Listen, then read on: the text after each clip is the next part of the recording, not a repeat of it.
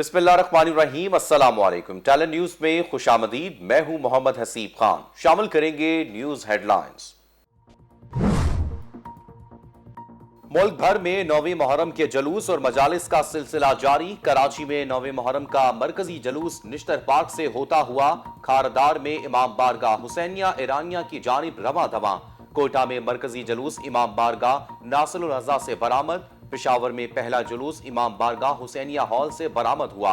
दूसरा जुलूस इमाम बारगाह बीबी साहबा से निकला। लाहौर में मरकजी जुलूस पांडो स्ट्रीट इस्लामपुरा से बरामद। यौम आशूरा पर मुल्क भर में सिक्योरिटी हाई अलर्ट। 9वीं मुहर्रम के जुलूस और मजालिस के मौके पर दफा 144 नाफिज। डबल सवारी पर भी पाबंदी लगा दी गई। मुख्तलिफ शहरों में मोबाइल फोन सर्विस बंद। सिक्योरिटी के सख्त इंतजामात। पाक फौज stand by.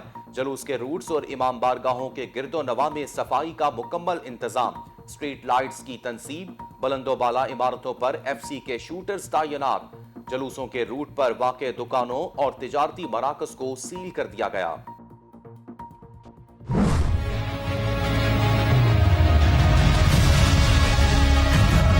Ultimately, it's going to be up to the Taliban to show the rest of the world who they are and how they intend to proceed.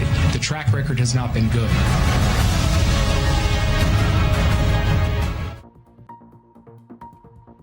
अमरीका का तालिबान की हुकूमत को फौरी तस्लीम करने से गुरेज। अमरीकी महकमा खारजा के तर्जमान नेड प्राइस की ब्रीफिंग।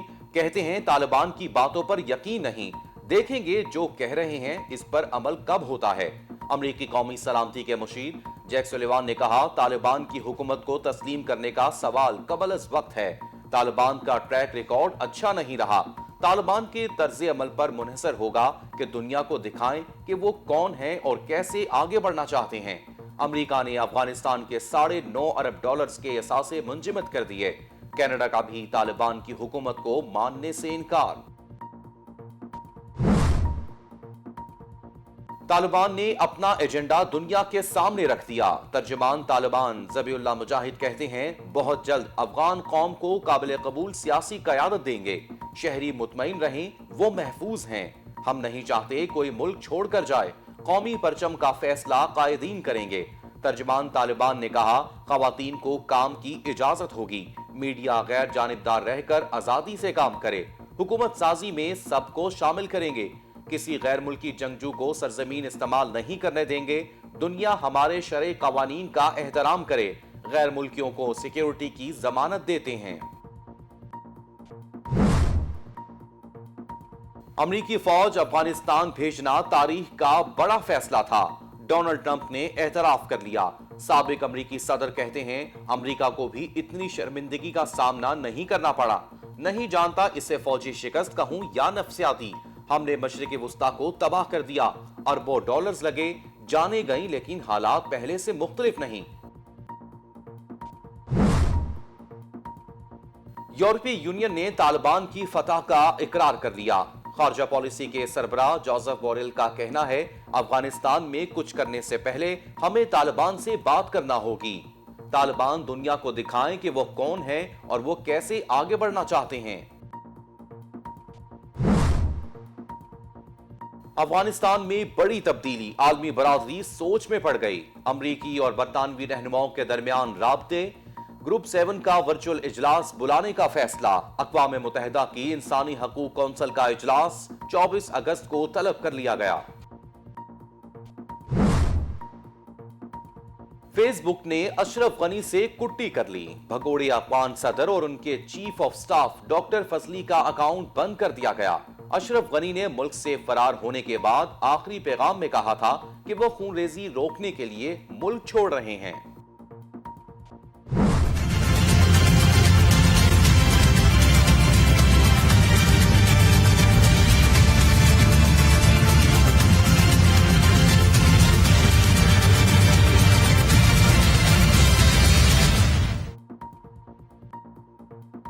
अमरीका आउट, पाकिस्तान इन। आलमी रहनुमा पाकिस्तान के गुण गाने लगे। जो बाइडन खामोश तमाशाई। अफगानिस्तान पर तालिबान के कंट्रोल के बाद आलमी रहनुमाओं के वज़ीर आज़म इमरान खान से टेलीफोनिक राब्ते। बरतानवी वज़ीर आज़म का इमरान खान से राब्ता। بورس جانسن کہتے ہیں افغانستان کی نئی حکومت کو تسلیم کرنے کا فیصلہ یک طرفہ نہیں ہونا چاہیے، فیصلہ انسانی حقوق کی صورتحال مد نظر رکھ کر ہونا چاہیے۔ وزیر اعظم کو جرمن چانسلر انجلا مرکل کا بھی فون، عمران خان سے ترک صدر رجب طیب اردوان اور ڈنمارک کی وزیر اعظم کی بھی گفتگو۔ افغانستان کی صورتحال پر تبادلہ خیال، عمران خان نے کہا پاکستان تمام افغان رہنماؤں سے رابطہ کر رہا ہے، عالمی رہنما بھی مثبت کردار ادا کریں۔ کی کوئی رکاوٹ نہیں ہے، تورخم پہ بھی اور چمن میں بھی، جو انڈیا کہہ رہا ہے کوئی مہاجر ہماری طرف نہ آ رہا ہے نہ ہم نے کوئی ان کا انتظام کیا ہوا ہے۔ وزیر اعظم کی ہدایت کے مطابق نہ صرف فارن ڈپلومیٹس کو بلکہ فارن میڈیا کو بھی پوری سہولت دی ہے کہ آن ارائیول بھی آپ کو ویزا دیا جائے۔ ہم کسی کی زمین پر پاکستان سے مداخلت نہیں ہونے دیں گے اور کسی کو اپنی طرف مداخلت بھی کرنے نہیں۔ شیخ رشید کا افغانستان کی صورتحال پر تبصرہ، کہتے ہیں افغانستان کے معاملے پر پاکستان کو قربانی کا بکرا بنانے کی کوشش ناکام بنا دی۔ عمران خان نے اشرف غنی کو سمجھانے کی بڑی کوشش کی لیکن اشرف غنی کے دل میں فتور تھا۔ وزیر داخلہ نے کہا پاکستان نے امریکہ اور طالبان کو مذاکرات کی میز پر لانے میں اہم کردار ادا کیا۔ تورخم اور چمن بارڈر بالکل پرسکون ہیں، نقل و حمل جاری ہے۔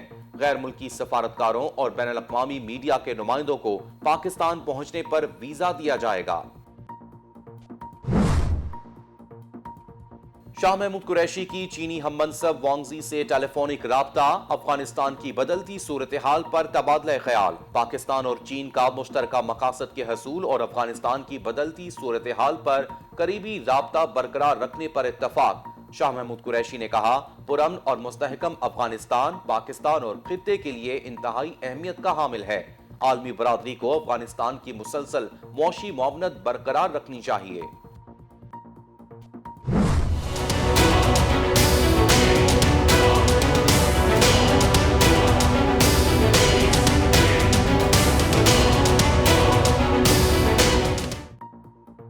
ملک بھر میں کورونا کی چوتھی لہر کے وار جاری، مزید 66 افراد جاں بحق، 24 گھنٹوں میں 3974 نئے کیسز رپورٹ، مثبت کیسز کی شرح 6.91% رہی۔